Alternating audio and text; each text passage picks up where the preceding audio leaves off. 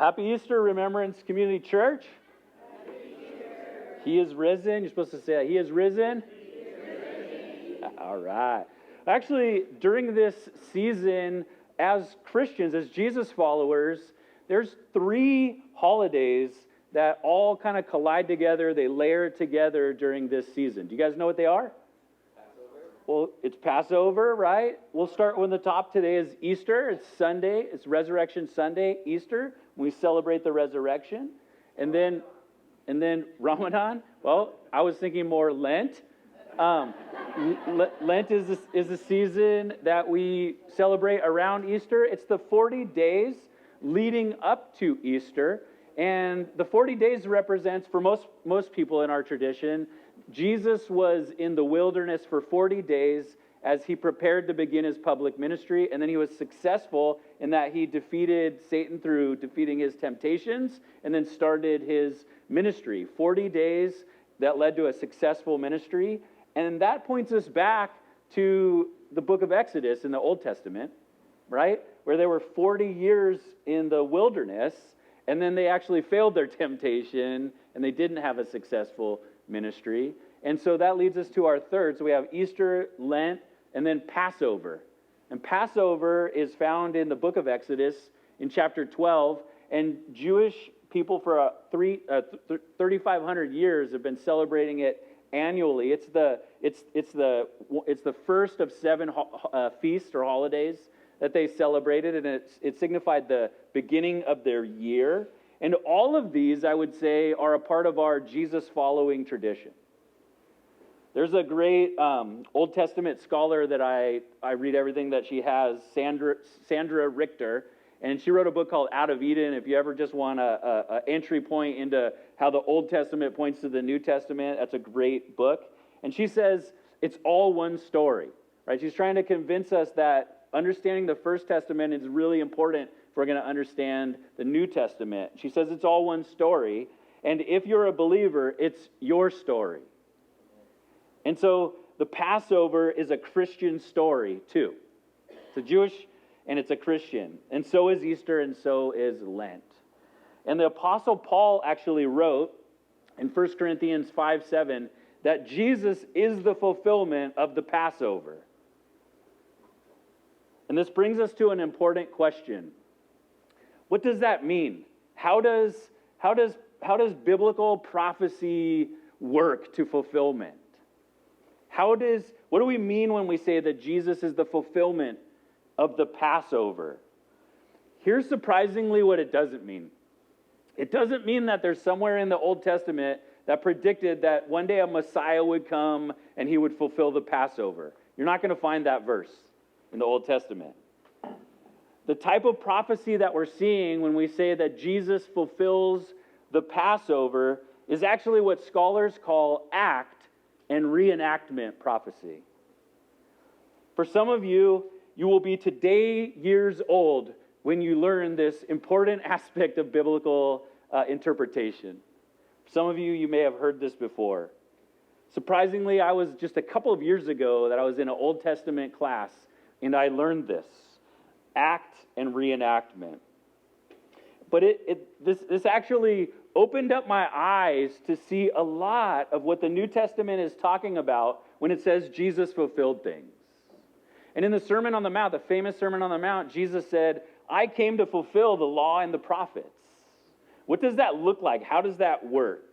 My Old Testament professor read me Matthew 2:13 through 15. I want to read it for you. And he kind of used this to explain how this works itself out, how act and reenactment prophecy works in the Bible. And it's exactly what's happening when Jesus fulfills the Passover.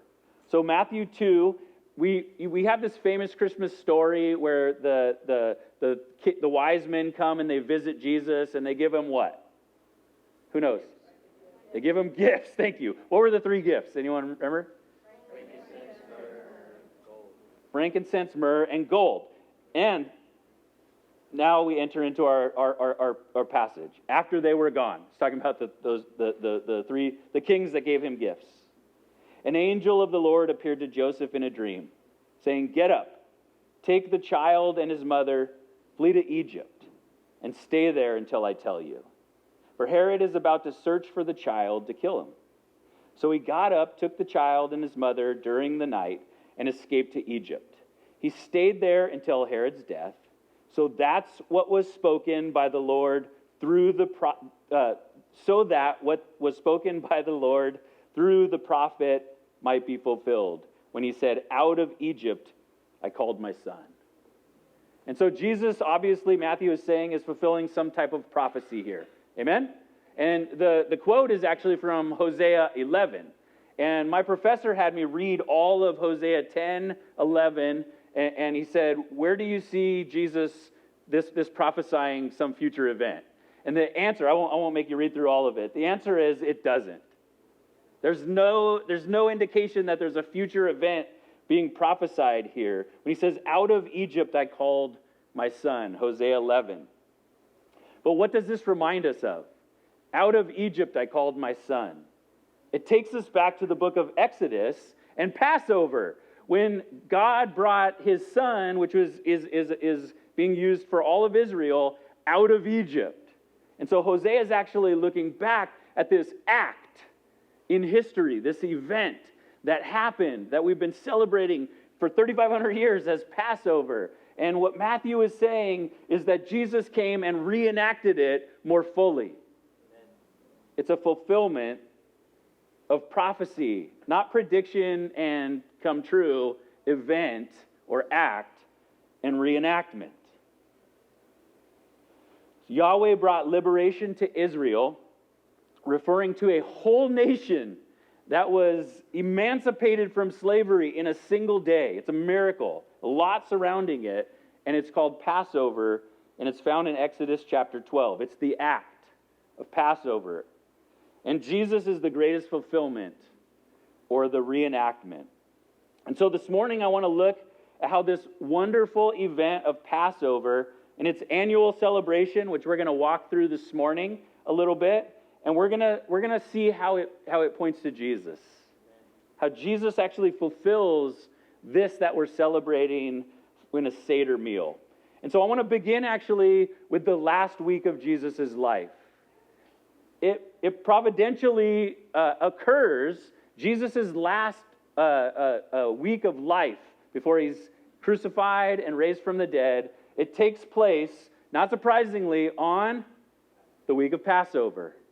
And so last week, we celebrated Palm Sunday, and that's when Jesus enters into Jerusalem, right? All of the Jews would have, if they had enough money or they could do it, they would have all wanted to, they would all pilgrimage to Jerusalem at this time of the year to celebrate together. And Jesus does that with his disciples. He pilgrimages to Jerusalem with his disciples, and they're walking in to Jerusalem to begin Passover.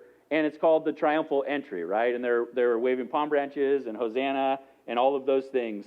And Jesus tells them, right, his disciples, like, go find a guy who has a donkey and bring him to me, and I'm going to ride in on a donkey. And then he goes, and there's this 2-story building, and we're going to go in this upper room. He goes, I want a couple of you guys to go prepare Passover. And so this would have been very normal for Jewish people. Nobody would have been like, oh, this is weird. This would be like, yeah, that's what we came here for, right? You came to Disneyland, you're going to ride your favorite ride, right? And so Jesus and his disciples make this pilgrimage, and by the end of the week, they're going to be having one of these, traditional Passover Seder. And so Luke 22 records that Jesus said, I have earnestly desired to eat this Passover with you before I suffer. But a lot happens during this final week of Jesus' life, and it all correlates with this Passover that's going on all around them in the community of Jerusalem, because that's what time of year it is. Like at Christmas, people have Christmas trees and there's lights. All these things would have been very familiar to them. And the week of Passover actually begins for most families with a candle, a wooden spoon, and a feather. And so the Passover Seder meal and the week is really like a multi-sensory, multi-generational remembrance or storytelling so that they would all know what's going on. So you can imagine, your littlest kids doing like Easter egg hunts this morning, and kids would have gotten involved. This wasn't just an adult thing. And so they would get one of the kids and they would light this little candle right? And they would walk around the house looking for any leaven, any yeast. And that's what this is for. And they would clean out the yeast. And it was mostly theatrical, at this point. They clean out the yeast, and then they would pick it up with this wooden spoon. And this comes actually from the book of Exodus, when God told them that they should celebrate the Passover every year in this way. In Exodus 12, it says, "This day is to be a memorial for you, and you must celebrate it as a festival to the Lord. You're to celebrate it throughout your generations as a permanent statute." Right? Yahweh was the first to come up with multi-sensory, right, multi-generational type events. He says, "You must eat unleavened bread for 7 days, and on the first day, you must remove yeast from your house." For the Jewish people, yeast it was kind of symbolic of sin. So the idea would be that you would prepare yourself for this holiday and this new year that's coming by just dealing with any sin, undealt with sin that needed to be dealt with. And the Apostle Paul, in 1 Corinthians 5, 6 through 8, kind of builds on this Passover idea, or this idea of the candle, the feather, and the wooden spoon, which, by the way, I found out the wooden spoon is, after you're done, if you don't find any leaven, which hopefully we didn't, otherwise it's like a lot of shame to your house, then they would actually burn it as a sacrifice offering to the Lord, symbolizing that we're clean, our house is clean. And Paul goes, "Your boasting is not good." Comes to this church. Apparently they're doing some boasting. They think they're all that, right? Like they didn't get the memo. Your ego is not your amigo. Your boasting is not good. Don't you know that a little leaven leavens the whole batch of dough, right? Little sin in a community, you're around your friends and everything, and one comes up with a dumb idea. All of a sudden, everyone's doing your dumb idea. It says, "Clean out the old leaven, so that you may be a new, unleavened batch, as indeed you are." Like God's already made you clean, but you need to live it that way. So for Christ, "For Christ, our Passover lamb has been sacrificed." Jesus is the fulfillment of the Passover. He's the Passover lamb. "Therefore, let us observe the feast, not with old leaven, or with the leaven of malice and evil, but with the unleavened bread of sincerity and truth." So Paul is teaching this community, like, deal with your stuff. Deal with your sin. Deal with your issues. Deal with your unforgiveness. Deal with whatever you need to deal with. Don't bring that into this holiday. Like, deal with it now, and let's get a fresh start for this new year. And Mark's gospel tells us that Jesus entered Jerusalem on Palm Sunday, and he went to the temple. You guys are probably familiar with this story. It's during Passover. Think about the symbolism. He goes to the temple, and what does he do? He cleanses it. He goes in, and he's got whips, and he's flipping over tables. He says, "You've made my Father's house into a den of robbers," right? This is supposed to be a house of prayer on the first day, Passover. Are we supposed to see that Jesus is reenacting the Passover by fulfilling its truest meaning and cleansing the house on the first day? Many see it this way, and I'm one of them, right? This is not a coincidence in my opinion. And so Jesus' final week is following the rhythms of the Passover week, is what you're supposed to see, right?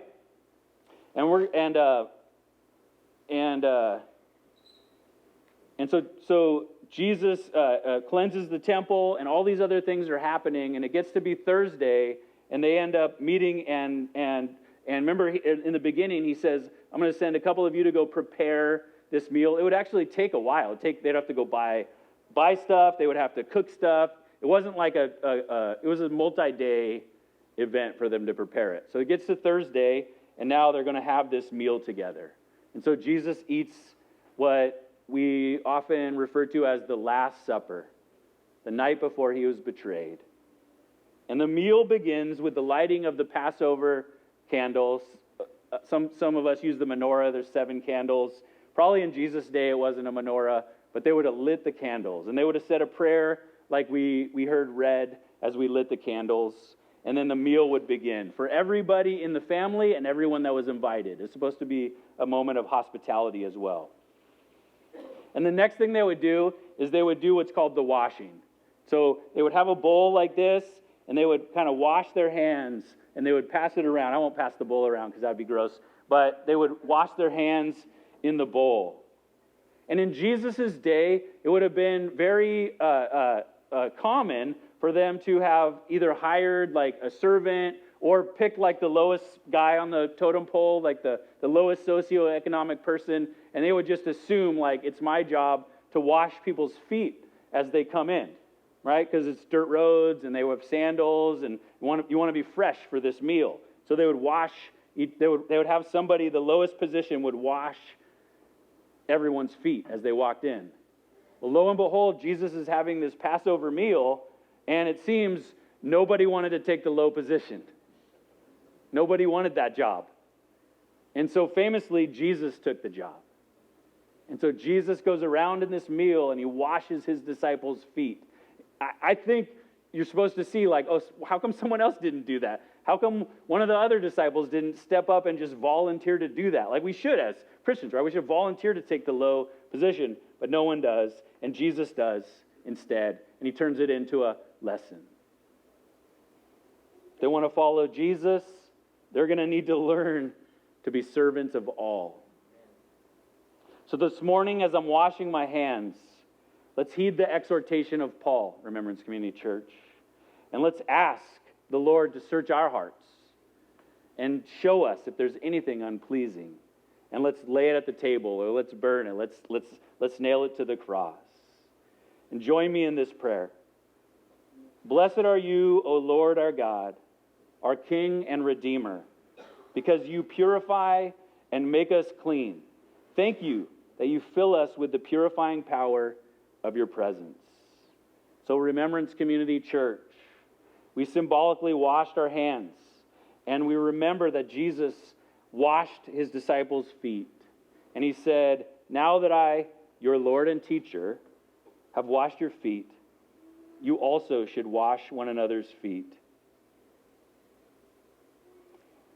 The next thing that would happen during the Seder meal is they would, remember, think of it like a multi-generational. They wanted to make this fun for the kids, and so they would have some of the kids, probably the youngest, usually the youngest boy in the family, would ask what's called the 4 questions. And it's part of the storytelling. They would start to tell this story. And it comes from Exodus 12:26, this idea. And when your children say to you, what do you mean by this Passover dinner? What are we doing here, basically? And the 4 questions are designed for the kids to ask and get the answers to the story. And so the first question would be, imagine me, a little boy with my hat and little spinner thing. On all nights, we eat bread or matzah. On this night, why do we only eat matzah? Right? We don't eat leavened bread. On most nights, we eat bread or any type of bread, right? Why are we only eating unleavened bread, matzah? And the answer comes from Exodus 12:39. Usually the father of the house would read this. The people baked the dough they had brought out of Egypt into unleavened loaves, since it had no yeast. For when they were driven out of Egypt, they could not delay and had no prepared provisions for themselves. The next thing they would do is they would have one of these. It's called a matzah tash. And they would bring it out, and all the kids would be like, they would remember it from the other years. Everyone kind of remember this, like we do with traditions. And they would pray this prayer. Blessed are you, O Lord our God, ruler of the universe, who brings forth bread from the earth. This is the bread of affliction, the poor bread that our fathers ate in the land of Egypt. Let all who are hungry come and eat. Let all who are needy come and celebrate the Passover with us. And then they had this interesting tradition, the Jewish people. If you were up here, you'd notice there's actually 3 pockets built into that. It's very intentional. And each one has a matzah. So 3 matzahs in 3 different pockets. You guys get that? And the tradition is they would take out the middle one. And Jewish people, I've never heard a clear answer. As they all give answers, but I've never heard a unified answer of why the middle one, why 3 and why the middle one. And they would take it, and they would break it, and they would take one of the pieces and put it in another bag,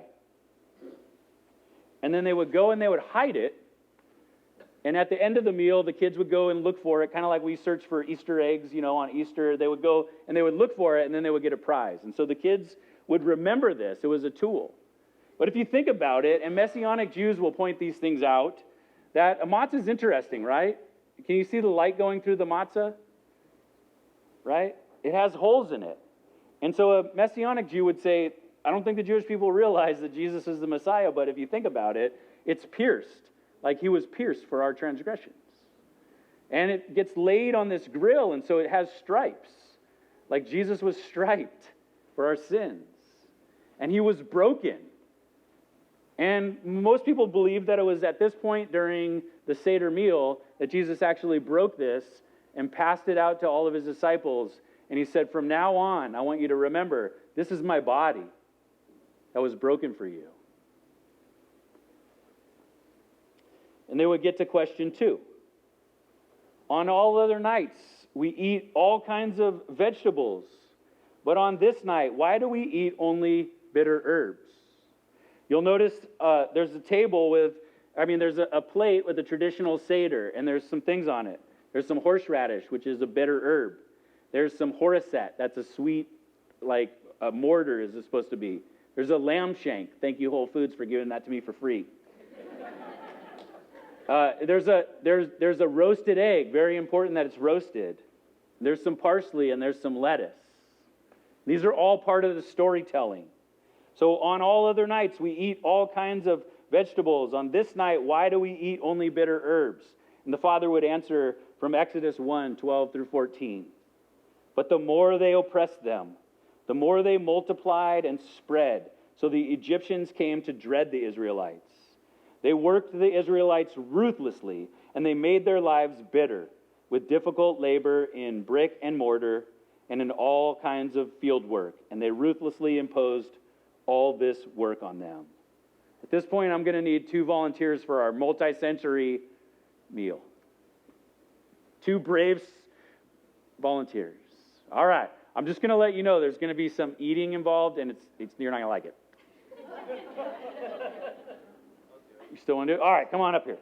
Okay. You're up here first. I want you to take a piece of matzah, and I want you to just dip it in the horseradish. It's horseradish, and it's just get a little bit. You're not going to do that yet. You come right over here, Andy. Yeah. A little more. Come on. It's for the kids. It's for the kids. A little less. No, just kidding.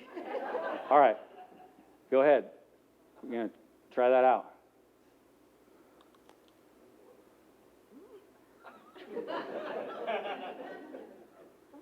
What are you thinking? I'm thinking it's hot. It's hot?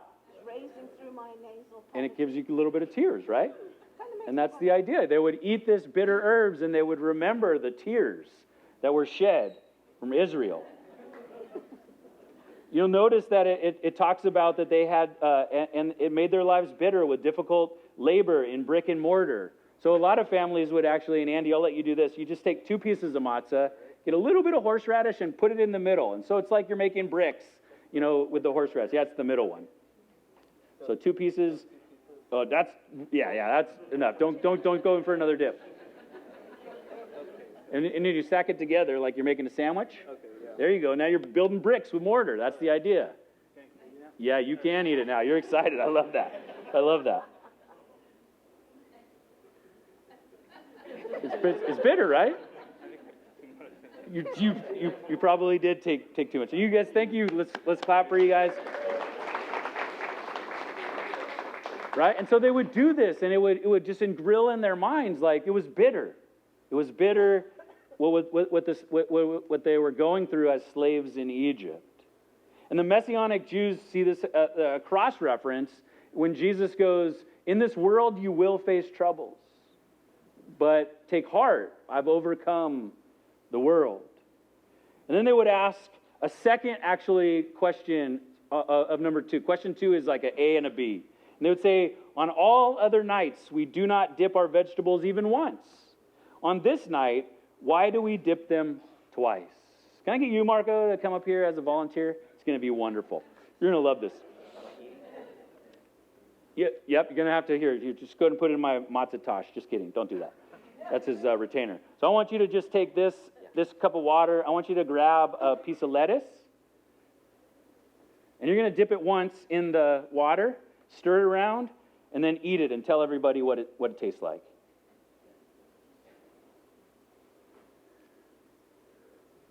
That's salty.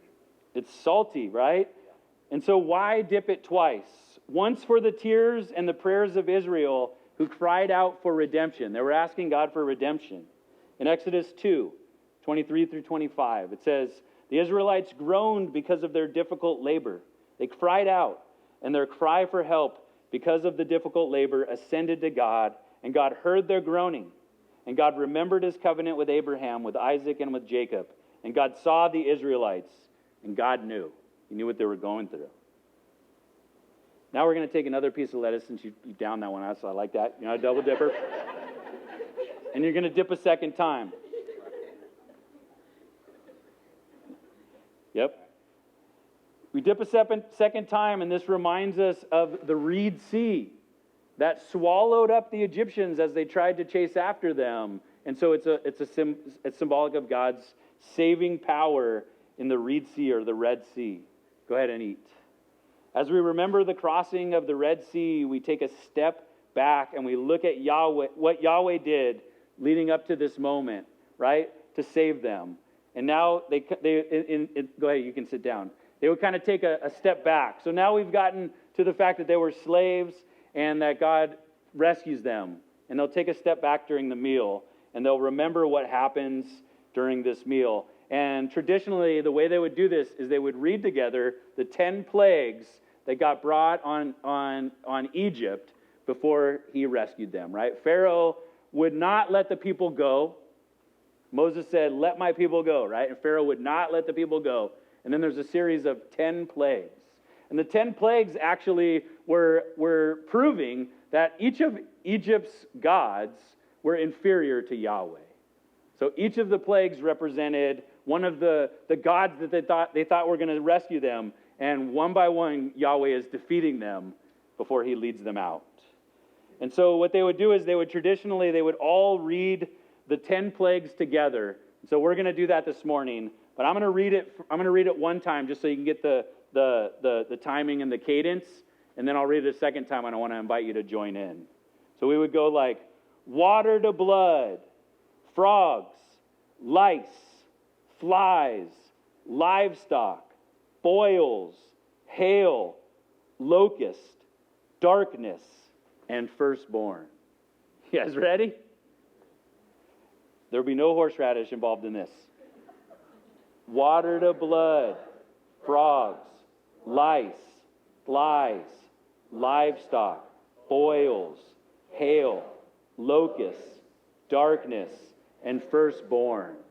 You can read through the book of Exodus and you'll see all of these things with all of their nuance. But they would just remember this story. A lot is happening. God is doing a lot in rescuing them, which will finally lead them out through the Red Sea. And the last plague was death to every firstborn male. And here's where the Passover gets its name. So every firstborn in Egypt would be struck by the angel of death and be put to death. And this included actually the Israelites, because they had sinned too. All have sinned and fall short of the glory of God, as Paul says in Romans. However, Yahweh had a rescue plan for any Israelite or Egyptian who would believe God and trust him for his way out. And so what he prescribed for them to do was to sacrifice a lamb, a paschal lamb, a Passover lamb. And that's why there's a lamb shank on the plate that represents the lamb that died in the place of the firstborn, so the firstborn could live. In Exodus 12, it says, tell the whole community of Israel that on the 10th day of this month, they must each select an animal of the flock, according to their fathers' families, one animal per family. You must have an unblemished animal. That's really important. A year-old male. and you may take it from either the sheep or the goats. So at the same time, on this 10th day, right? At the same time, the angel of death is going to pass over, and then the firstborn would die. There's a way for anybody who would believe, would sacrifice a paschal lamb, that they could be saved from this tragedy, from this plague. And then it says in Exodus 12 through 23, then Moses summoned all the elders of Israel and said to them, go select an animal from the flock, according to your families, and slaughter the Passover animal. Take a cluster of hyssop and dip it in the blood that is in the basin, and brush the lintel and the doorpost, the top of your doorpost and the sides, with some of the blood in the basin. None of you may go out the door of this house until morning. And when the Lord passes through to strike Egypt and sees the blood on the lintel and the two doorposts, he will pass over the door and not let the destroyer enter your house to strike you.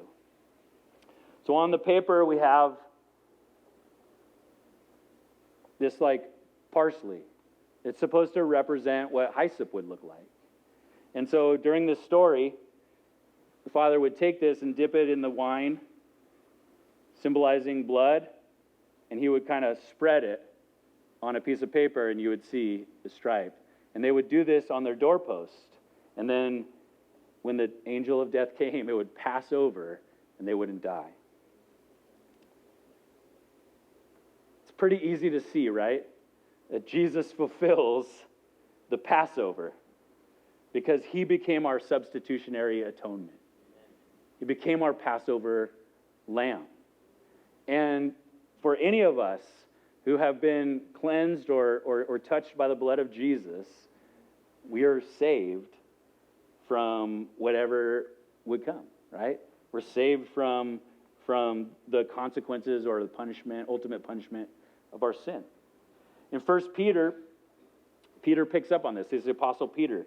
He goes, for you know that you were redeemed from your empty way of life, which was inherited from your ancestors. Not with perishable things like silver or gold, but with the precious blood of Christ, like that of an unblemished and spotless lamb. Peter is pointing back to Jesus as our paschal lamb. Also on our plate, we have the 4 cups. And this was a traditional Jewish Passover experience.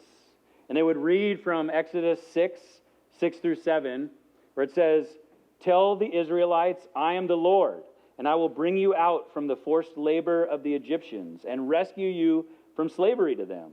I will redeem you with an outstretched arm and great acts of judgment. And I will take you as my people, and I will be your God. And you will know that I am the Lord your God who brought you out of the forced labor of the Egyptians.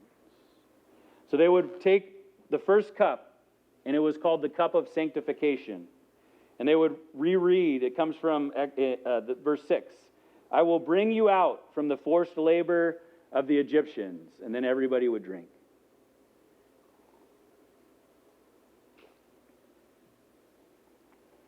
And the second cup is the cup of deliverance. It says, I will rescue you from slavery to them. And they would all drink.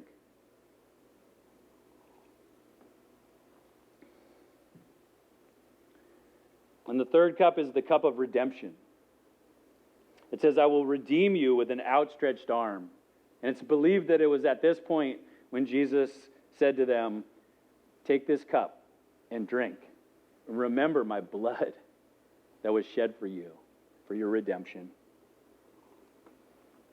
And they would drink. And the fourth cup was the cup of praise. I will take you as my people and will be your God. And they would drink.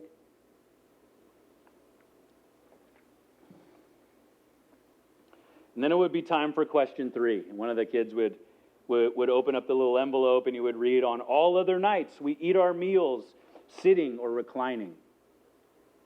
On this night, why do we only eat reclining? And this comes from Exodus 12:11. It says, here is how you must eat the Passover. You must be dressed for travel, with your sandals on your feet and your staff in your hands. You are to eat it in a hurry. It is the Lord's Passover, right? Ain't no one got time for that with the just kind of chilling or resting or lounging for the Passover. They were supposed to be ready to go.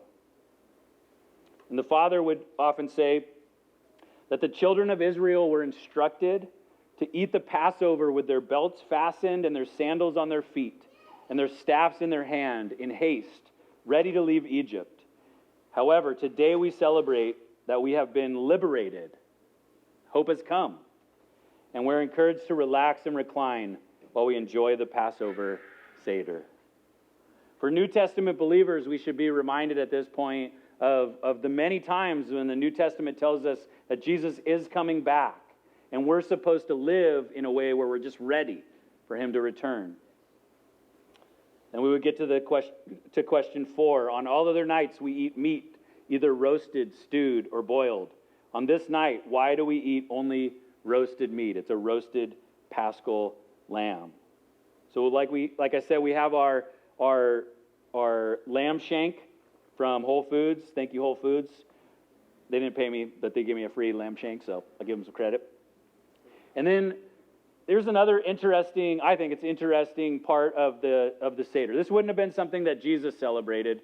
This would have been something more modern, like maybe around like 70, 80 AD, after Jesus had died.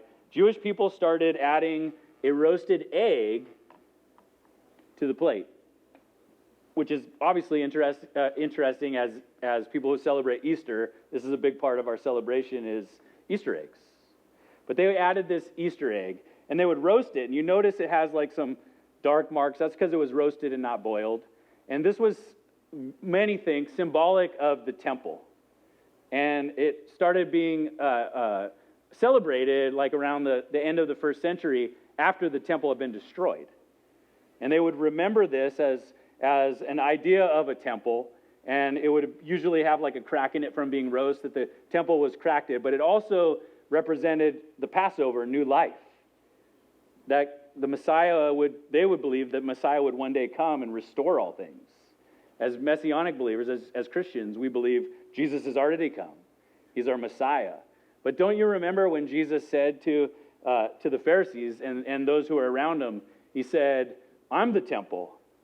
He says, destroy the temple, and on the third day I will rise. Right? And so this is a interesting, Jewish people celebrate this. I don't think they really understand why, but as Christians we see Jesus is the fulfillment, whether you see it or not, even of these kind of interesting additions to the Passover. So towards the end of the meal, the children would then go, like I said, and search for the hidden. If I had hid this somewhere, they would go and they would search for it all over the house, and they would bring it and they would get a prize. For Messianic Jews, when they do their Seder, Messianic Seder, they highlight that hiding the matzah. Remember, it was Jesus who was broken symbolically as the matzah, and he was placed in what they would say the tomb. And then at the end, they go and they search for it and they find it because Jesus doesn't stay in the tomb. Right? Jesus raised from the dead, we celebrate. And so Messianic Jews see the finality of the meal as actually Jesus coming out of the tomb, and they would come and they would kind of celebrate together, and then they would do one last thing. And I'll have my volunteers that were brave with the horseradish. You guys can come on up again. This time it's a treat. I want you to take just another piece of matzah, and this is called horaset. It's some sweet fruits and nuts and a little bit of the Passover wine. And eat that and let people know how that is. A little better than the horseradish? Much better. It's sweet, but not too sweet. Amen. Amen. Your turn, Andy.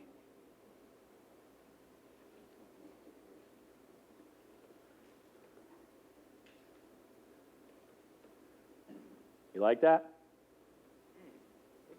Pretty, tastes like apples. So here's the significance. I'm glad you said that. You guys can sit down. So the significance of this for the Jewish people is some people believe it's like mortar, but there's another Jewish tradition that I think is kind of sweet.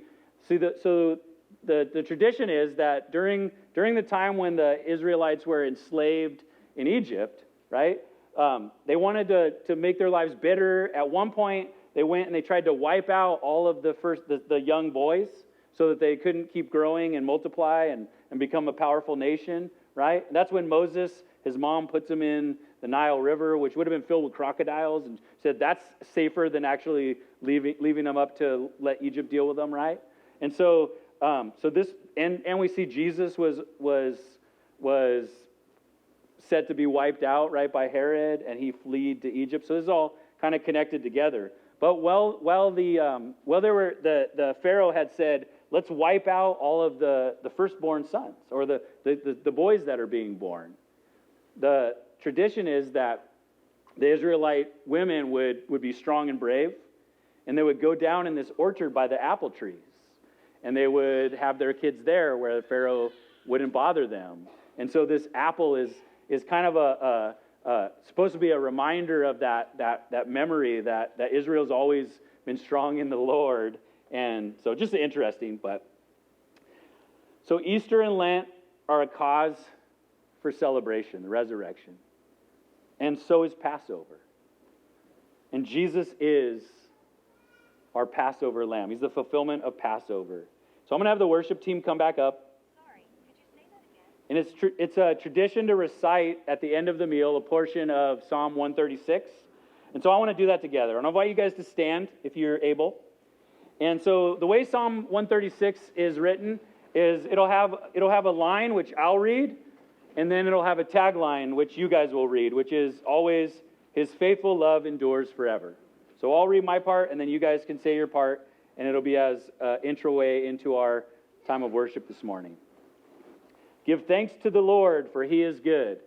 His faithful love endures forever. He struck the firstborn of the Egyptians. His faithful love endures forever. And brought Israel out from among them. His faithful love endures forever. With a strong hand and outstretched arm. His faithful love endures forever. He divided the Reed Sea. His faithful love endures forever. And led Israel through. But hurled Pharaoh and his army into the Reed Sea. His faithful love endures forever. He led his people in the wilderness. His faithful love endures forever. He remembered us in our humiliation. His faithful love endures forever. And rescued us from our foes. His faithful love endures forever. He gives food to every creature. His faithful love endures forever. Give thanks to God. Give thanks to the God of heaven. His faithful love endures forever. And they would close with Exodus 12, verse 24. Keep this command permanently as a statute for you and your descendants. Do this every year. When you enter the land that the Lord will give you as He promised you, you are to observe this ceremony. When your children ask you, what does this ceremony mean to you? You are to reply, it is the Passover sacrifice to the Lord. For He passed over the houses of the Israelites in Egypt when He struck the Egyptians, and He spared our homes. So the people knelt low and worshipped. If they were excited to worship from that first Passover, how much more should we be excited now that Jesus has fulfilled the Passover and has brought salvation to all who believe? Let's worship.